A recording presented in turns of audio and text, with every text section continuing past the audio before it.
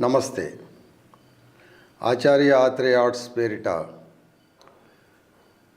నేను ప్రసారం చేస్తున్నటువంటి ఎపిసోడ్స్లో భాగంగా అరెస్టుల పర్వంలో సర్వస్వం కోల్పోతున్న పార్టీల కార్యకర్తలు దేనికోసం, ఎవరి కోసం అనేటటువంటి ఒక కార్యక్రమాన్ని నేను చెప్పడం జరిగింది. అందులో భాగంగా నేడు మరొక కార్యక్రమాన్ని మీకు తెలియపరుచుకుంటున్నాను.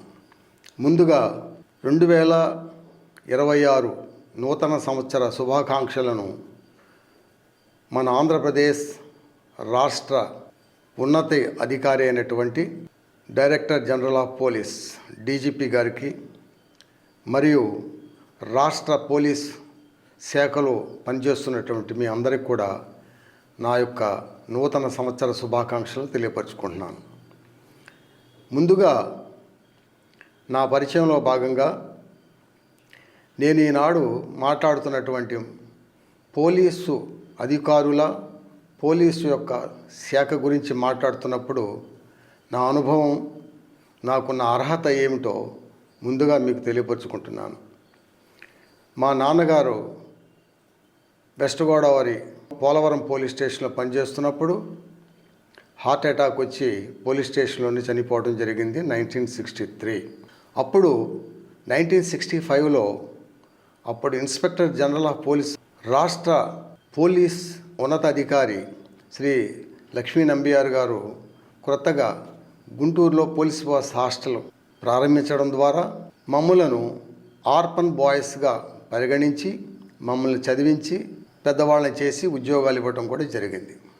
పోలీస్ బాస్ హాస్టల్లో ఉన్నప్పుడు 1966లో అప్పటి డీజీపీ లక్ష్మీ నంబియార్ గారు హైదరాబాదులో వచ్చినటువంటి కేక్స్ మొత్తం కూడా గుంటూరు మా పోలీస్ బాస్ హాస్టల్కి తీసుకుని వచ్చి మా అందరినీ ఆదరంగా పలకరించి ఆ కేక్స్ కూడా మాకు పంచడం జరిగింది. ఎందుకు చెప్తున్నానంటే నా బాల్యం 11 ఏటలో పోలీస్ బాస్ హాస్టల్లో చేరటం వలన అప్పటికే డీజీపీగా ఆ స్థాయిలో ఉన్నటువంటి అధికారులు, సూపరింటెండెంట్ ఆఫ్ పోలీస్గా పనిచేస్తున్నటువంటి అధికారులు అందరూ కూడా తరచుగా వచ్చి మమ్మల్ని పరామర్శించి మాతో కూర్చొని భోజనాలు చేసి వెళ్ళినటువంటి సంఘటనలు ఇప్పటికి కూడా మా మస్తిష్కంలో కదలాడుతూనే ఉన్నాయి. అంటే మా ఆలోచనలు కానీ, మేము నేర్చుకున్నటువంటి విద్వత్తు కానీ, మేము నేర్చుకున్నటువంటి సంస్కారం కానీ, మేము నేర్చుకున్నటువంటి క్రమశిక్షణతో పాటుగా పోలీస్ డిపార్ట్మెంట్లో కానిస్టేబుల్గా ప్రవేశించి 38 సంవత్సరాలు కాలం సర్వీస్ చేసి అందరి పోలీస్ అధికారుల యొక్క ఆదరాభిమానాలు చొరగొని ప్రత్యేకించి ప్రజలందరితో మమేకమై కష్టసుఖాలను తెలుసుకొని ఉద్యోగం నిర్వహించడం జరిగింది. అందున 38 సంవత్సరాల సర్వీసులో 35 సంవత్సరాలు ఎక్కువగా దర్యాప్తు విభాగంలోనే పనిచేయటం జరిగింది.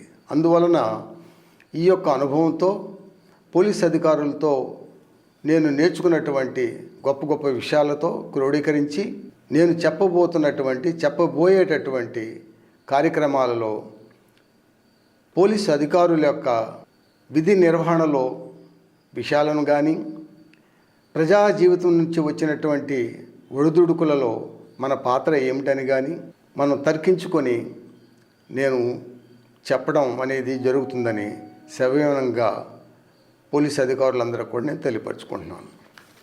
నేడు మన దేశంలో, రాష్ట్రంలో ధర్మ సంస్థాపన జరుగుతుందని నమ్మవచ్చా? న్యాయం దూరమైపోతుందని, ధనవంతుల దాగుడు మూతల్లో న్యాయం ఊపిరాడక మౌనమైపోతుందని, 4 పాదాల ధర్మం నడవలేని ప్రగతిలో అతీగతి లేని విగత జీవులకు న్యాయం కనుచూపు మేరలో కనబడుతుందా? ఇది నేడు న్యాయపరమైనటువంటి పోరాటం చేస్తున్న వారి ఆక్రందన, ఆక్రోశన, ఆవేదన. మనకి డిలేయబుల్ జస్టిస్ ఈజ్ డివైడెడ్ జస్టిస్, ఆలస్యంగా ఇచ్చినటువంటి న్యాయంగా పరిగణించబడదు అనేటటువంటి సూత్రం మీద నేను ఈరోజు మాట్లాడదలుచుకున్నాను. ఒక కంప్లైనెంట్ ఫిర్యాది పోలీస్ స్టేషన్కి వచ్చినప్పుడు ప్రతి పోలీస్ ఆఫీసర్ విచారించే ప్రతి కేసులో కూడా ఎన్నో అనుభవాలు, వారి యొక్క కష్టాలు, కన్నీళ్ళు, అవమానాలు, శారీరక బాధలు, శారీరక గాయాలు, ఇంకా ఎన్నో పోగొట్టుకొని పోలీస్ స్టేషన్కి రావడం జరుగుతుంది. ఆ టైంలో పోలీస్ స్టేషన్లో ఒక రైటరే, ఒక సబ్ ఇన్స్పెక్టరే ఉండవచ్చు.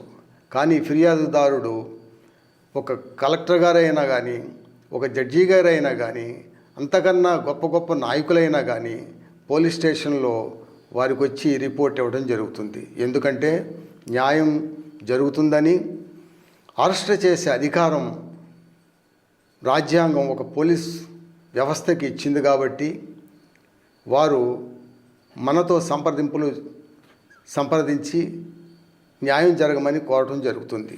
కానీ న్యాయం జరగటానికి ముందు మనం ఒక ఫిర్యాదు దగ్గర రిపోర్టు తీసుకున్న వెంటనే మనం కేసు రిజిస్టర్ చేసి, ఇన్వెస్టిగేషన్ చేసి, అరెస్ట్ చేసి, ఛార్జ్షీట్ ఫైల్ చేయటం వరకు మన బాధ్యతగా మనం భావిస్తాం. కానీ తొలినాళ్లలో మనం పరిశీలిస్తే పోలీస్ అధికారుల యొక్క ట్రాన్స్ఫర్స్ కానీ, పోలీస్ అధికారుల యొక్క సేవలు కానీ ఒక సూపరింటెండెంట్ ఆఫ్ పోలీస్ వారి యొక్క ఆధ్వర్యంలో ఉండేవి. ట్రాన్స్ఫర్స్ కూడా మన కష్ట సుఖాలను వారే విచారించి చేసేవారు. అది ఇప్పటికి కూడా జరుగుతుంది, జరగబోతుంది కూడా. కానీ ఇక్కడ మనం ఎప్పుడైతే, అంటే ప్రత్యేకించి కొంతమంది ఆఫీసర్స్ ఎప్పుడైతే మనం పొలిటికల్గా ఇన్వాల్వ్మెంట్తో కూడినటువంటి ట్రాన్స్ఫర్స్ చేయించుకొని మనం పోలీస్ స్టేషన్లో విధులను నిర్వర్తించే సమయంలో వారి నుండి మనకు తప్పనిసరిగా ఒత్తిళ్ళు రావటం అనేది సహజం, వస్తూ ఉంటాయి. కానీ పార్టీలు, ప్రభుత్వాలు వస్తూ ఉంటాయి, పోతూ ఉంటాయి. కానీ ప్రజలలో ఉండేటటువంటి అపరాధభావము, మన నుండి వారికి ఇవ్వవలసినటువంటి రక్షణ విషయంలో ఏకపక్షంగా, నిర్బంధంగా పరిశీలించి వారికి మనం ప్రొటెక్షన్ ఇవ్వటం జరుగుతుంది. మనకి సర్పయాగం చిత్రంలో ఒక డైలాగ్ ఉంటుంది, శోభన్ బాబు గారు చెప్తారు, పోలీసులు రక్షించలేనప్పుడు, లాయర్లు కాపాడలేనప్పుడు మనిషిని ఎవరు కాపాడాలి? తనను తానే కాపాడుకోవాలి. తన కుటుంబానికి జరిగిన అన్యాయానికి తానే ప్రతీకారం తీర్చుకోవాలి. అందుకే నేను ఒక యాగం తలపెట్టాను, అదే సర్పయాగం. ఎందుకు చెప్తున్నానంటే, మనం ఎప్పుడైతే ఒక వ్యక్తికి న్యాయం జరగనప్పుడు, ఆ ఫ్యామిలీలో ఒకడు న్యాయం కోసం పోరాడుతున్న సమయంలో న్యాయం జరగనప్పుడు, ఆ కుటుంబానికి నష్టం వాటిల్లినప్పుడు, ఆ కుటుంబంలో వ్యక్తులు కక్ష పెంచుకొని మరలా ఒక హత్య చేసి ఆ కుటుంబంలోనే మళ్ళీ ఇంకొకడు హంతకుడుగా మారేటటువంటి వైనాలు ఈ మధ్యన గత 10 సంవత్సరాల మధ్యన మన రాష్ట్రంలో కోకొల్లలుగా చూస్తూ ఉన్నాము.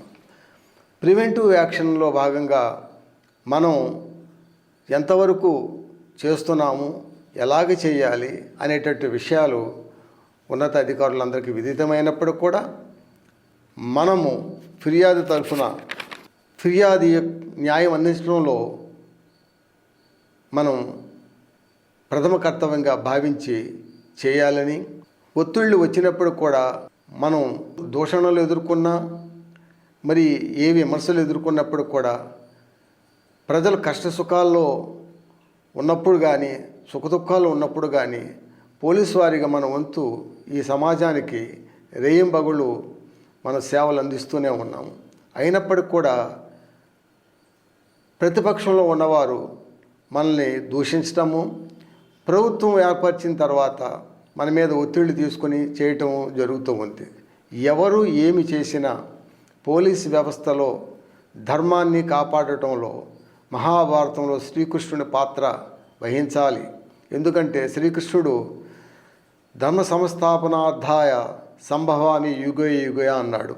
అంటే మనం అధర్మం పెచ్చిమీరినప్పుడు, ధర్మం నశిస్తున్నప్పుడు మన కర్తవ్యంగా ఆ భగవంతుడు అన్ని శాఖల్లో కన్నా తనకు వారసునిగా మనల్ని ఈ సమాజంలో మనకి ఆ పాత్రను ఇవ్వడం జరిగింది. కాబట్టి మనం ఒక ఫిర్యాదు తరఫున న్యాయం వెనువెంటనే జరగాలి. జరగని పరిస్థితుల్లో మనం ముందుగా చెప్పుకున్నట్టు డిలేయబుల్ జస్టిస్ ఈజ్ డివైడెడ్ జస్టిస్. త్వరిగతిని న్యాయం అందించకపోతే అది న్యాయంగా పరిగణించబడదు అనేటటువంటి లైన్ మనం తీసుకొని మనం చేసేటటువంటి పని చిత్తశుద్ధిగా చేసినప్పటికి కూడా ఎన్నో విమర్శలు వచ్చినప్పటికి కూడా వాటిని ఎదుర్కొని మనం ధర్మమేవ జయితే పద్ధతుల్లో మనం నడవాలని, ఆ పద్ధతుల్లోనే మనం ఈ రాష్ట్రాన్ని, ఈ రాజకీయాలను, ఈ రౌడీజాన్ని సంస్కరించి ఆ సంస్కరించే బాధ్యత మన పోలీస్ శాఖ వారికి ఒక్కరికే ఉందని, అలాగ చేసే పక్షంలో శాంతి మనమే స్థాపించడం జరుగుతుందని, అందులో భాగస్థులై మనం ఉద్యోగం నిర్వర్తించాలని మనస్ఫూర్తిగా కోరుకుంటున్నాను. నమస్తే.